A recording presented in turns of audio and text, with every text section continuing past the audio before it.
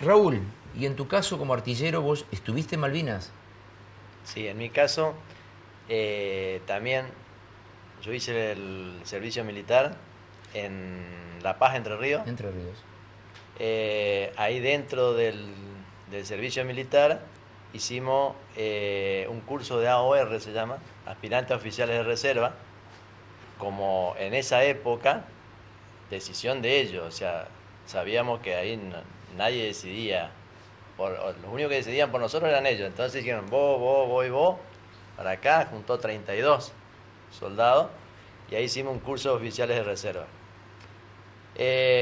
Salimos en la primera baja, yo salí el 11 de noviembre del 81, terminada la colimba, bueno, ese día, el famoso dicho, nunca más acá, con el documento firmado, abrazos y bueno, y con los que quedaron los esperamos dentro de unos días, van a salir ustedes.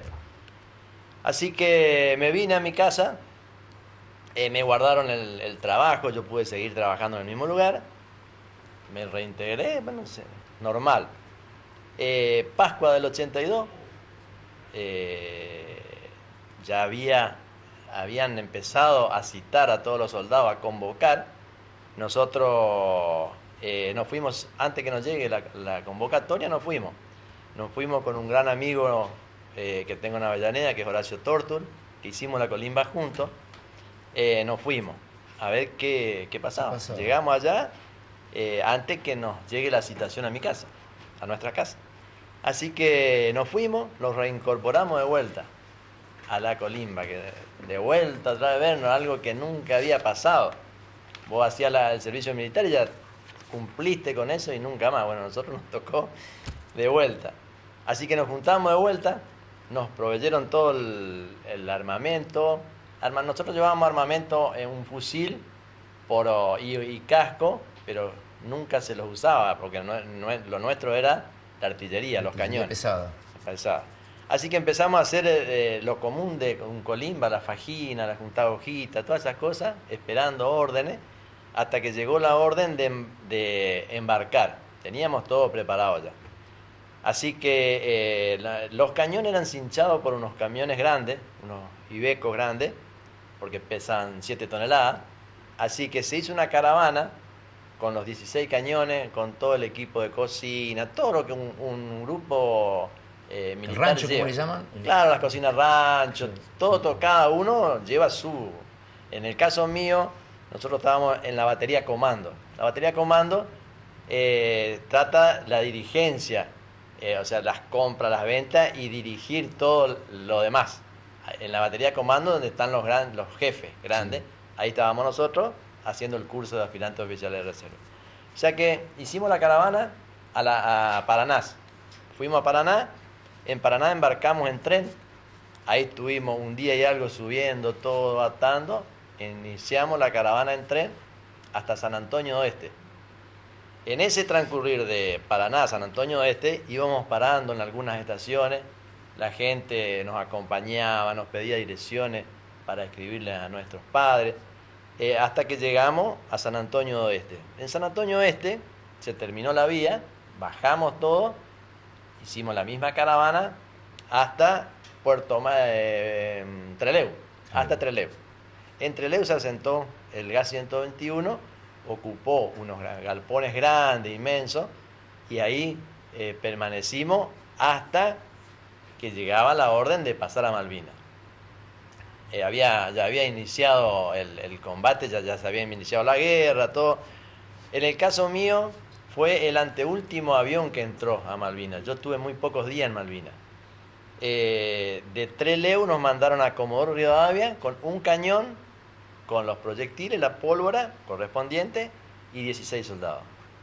Ahí esperando otra vez, la espera se hacía eterna. Teníamos una gana impresionante de ir, porque veíamos en televisión, veíamos que íbamos ganando, que íbamos derrumbando barcazas, todo eso que veía el pueblo acá en el país. Sí, la maldita comunicación oficial. Exactamente. Y engañosa. Entonces, desesperados para ir, ¿cómo vamos a estar nosotros acá, decíamos, y nuestro compañero combatiendo? Teníamos esa adrenalina, como decía César, de un pibe de 18 años y un poco más. Así que llegó el momento de embarcar. En un Hércules C-113 cargamos el cañón, todo lo que teníamos, la pólvora, las municiones. Hicimos, despegamos, volamos alrededor, calculamos de 1 hora y algo de vuelta a Comodoro Rivadavia. ¿Qué pasó? Se rompió un radar del avión, hubo que reparar ese radar, después a las 5 o 6 horas se volvió de vuelta. Ahí sí, aterrizamos en Malvinas. Cuando iniciamos el vuelo, nos indicaron lo que teníamos que hacer en caso de recibir tiros de ellos, que el avión se cayera. Tenían cada ala las balsas, cada uno tenía que ir a su lugar, porque ya en ese momento había bloqueo aéreo, no se podía entrar ni salir a la isla porque ellos lo detectaban y tiraban.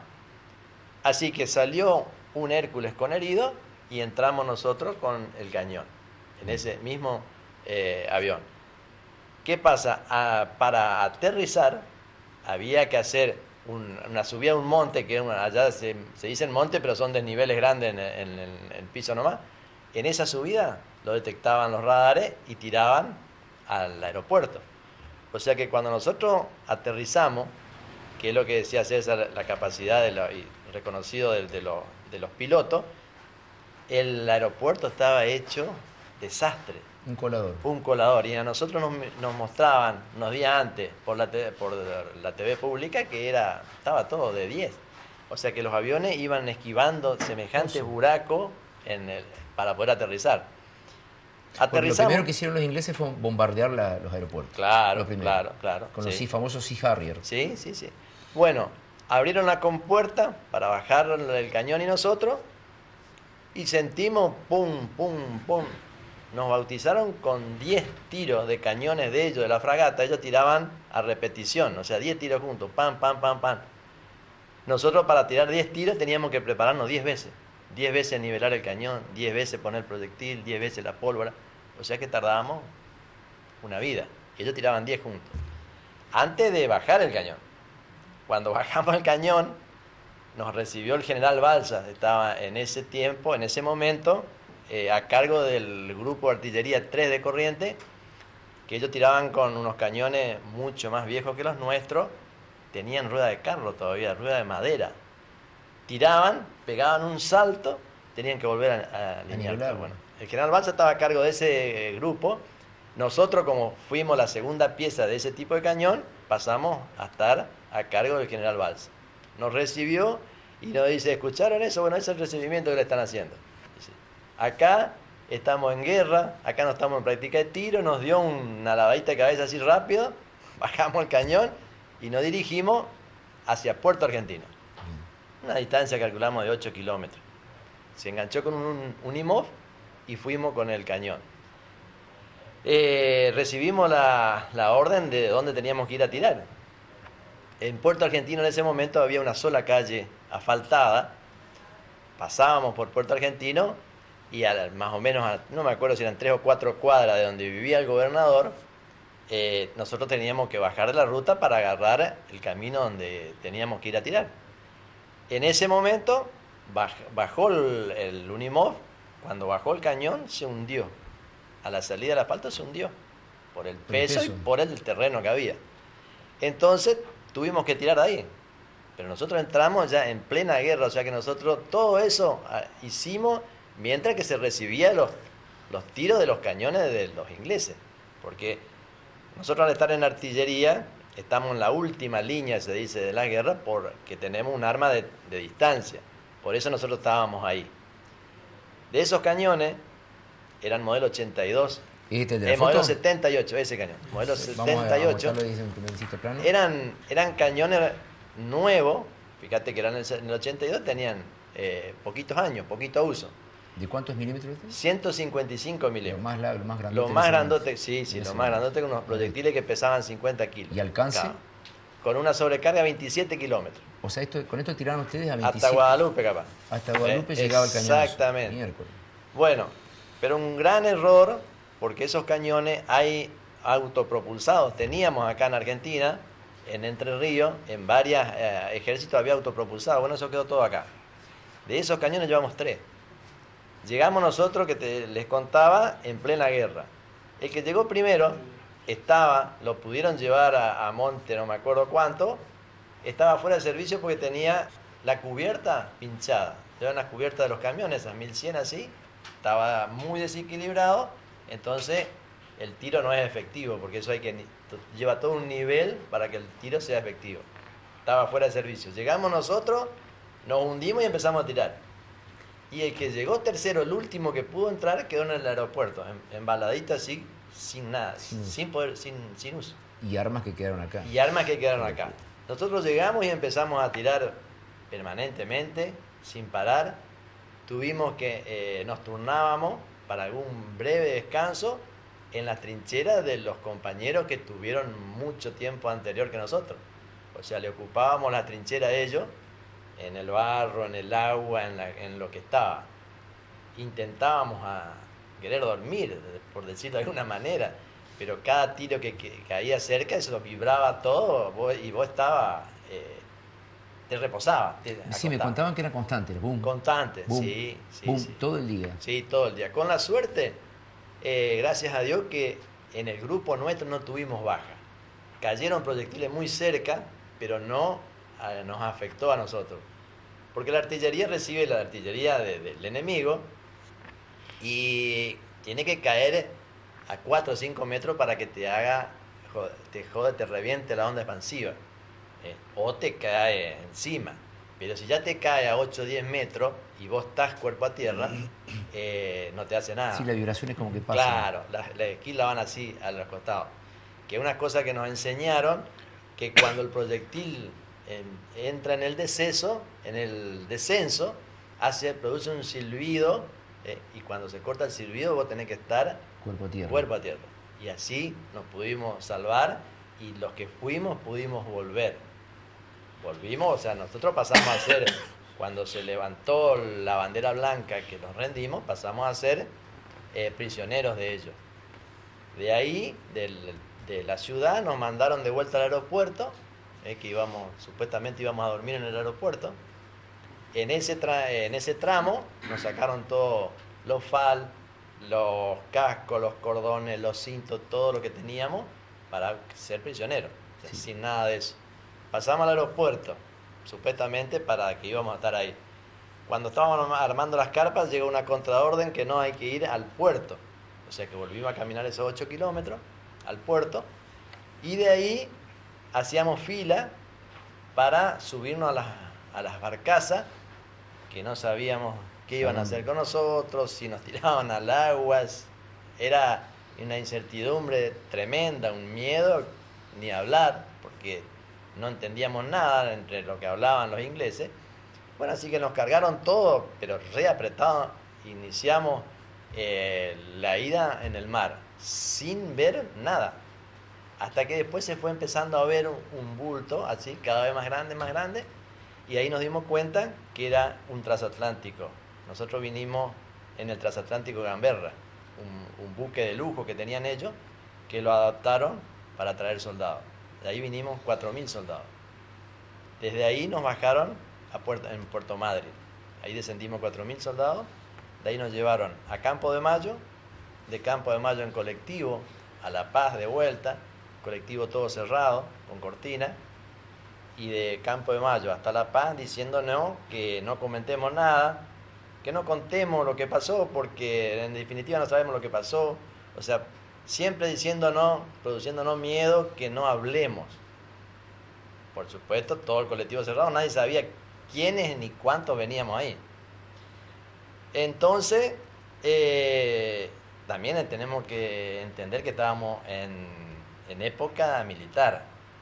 No es lo mismo la democracia que tenemos hoy en esa época. En esa época, a lo mejor vos tenés unos cuantos años menos que yo, que nosotros. Pocos. Claro. Que vos, si no tenías 18 años, en la calle no podías estar hasta las 8 de la noche. Adentro. La patrulla te llevaba. Bueno, con ese miedo. Y encima que te digan... El lavado de cabeza. Claro. Tuvimos mucho tiempo sin hablar. Que después, gracias a, como decía hoy César, nosotros empezamos un poco antes, mucho antes, con Claudio. Nosotros fuimos socios fundadores de nuestro centro de combatientes, que primero nos empezamos a juntar a comer un asado y a contar algo entre nosotros, dónde estuviste, cómo, o sea, esas pequeñas cosas que nos hizo a formarnos como centro de excombatientes. Bien. Tal es así que nuestro centro de combatientes también es miembro fundador de la Federación Nacional. Fuimos uno de los primeros centros con personería jurídica que nos adherimos a la Federación Nacional. Y eso nos hizo a que hoy tengamos esta posibilidad de hablar, de contarles en las escuelas. En las escuelas se arman unas charlas, pero hoy tuvimos una con Claudio en la Dante Alighieri, pero espectacular, cómo los chicos entraron en el ambiente y nos preguntaron. Porque hay cosas que por ahí no nos damos cuenta. Esos chicos, o sea, los papás de esos chicos tampoco estaban, tampoco saben de la guerra de Malvinas. Quizás son treintañeros, claro. Claro, entonces, por ahí nosotros sin querer nos damos cuenta de que no le pueden preguntar al papá, le tienen que preguntar a los abuelos de la guerra de Malvinas. Y también por ahí le decimos, le contamos el tema de la derrota. ¿Por qué? Porque los triunfos se festejan, nadie te enseña a festejar un triunfo, te sale del alma. Pero la derrota, nadie te enseña a asimilar la derrota. Entonces nosotros le decimos, a nosotros nos tocó salir de la derrota, o sea, la mochila de la derrota, porque nos decían, ¿qué vamos a ganar la guerra con estos pendejos? Mirá lo que mandaron. ¿Qué vamos a ganar con estos pendejos? Algunos te lo decían en joda, amigos, y otros por ahí en serio. Y vos no podías ni chiflar. Nada, si perdimos. Entonces nosotros le decimos, imagínense ustedes les sale mal una materia, o pierden un partido de algo. No se hagan problema por la derrota. Aprendamos a asumir la derrota y a juntar fuerza para seguir. Porque nosotros, con esa tremenda mochila, gracias a Dios, la mayoría pudimos salir adelante. Hoy tener nuestra familia, que es lo que nos contiene. Seguro.